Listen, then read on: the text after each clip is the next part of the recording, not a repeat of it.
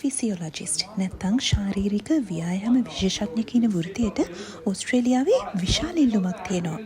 සරලව කියනවා නම් ඕස්ට්‍රේලියාවේ මේ ඉල්ලුමට හේතුව තමයි වැඩි වෙන වැඩිහිටි ජනගහනය. ඒ වගේම දියවැඩියාව, රුධිර පීඩනය වගේ දිගුකාලීන රෝගවලට ලක් වෙලා ඉන්න ජනතාව.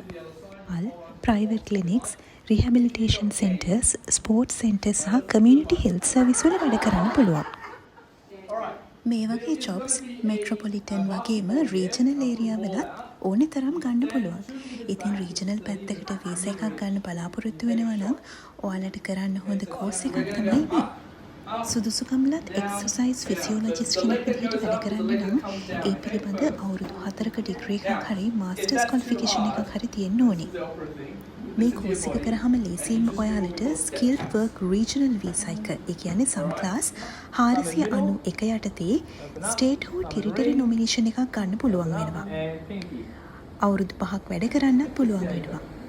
අවුරුදු 3ක් වැඩ කරලා පර්මනන්ට් රෙසිඩන්ට් කෙනෙක් වෙන්නත් පුළුවන්. ඉතින් ඕස්ට්‍රේලියාවට එන්න හිතනවා නම් මේ ඔප්ෂන් එක ගැනත් මතක තියාගන්න.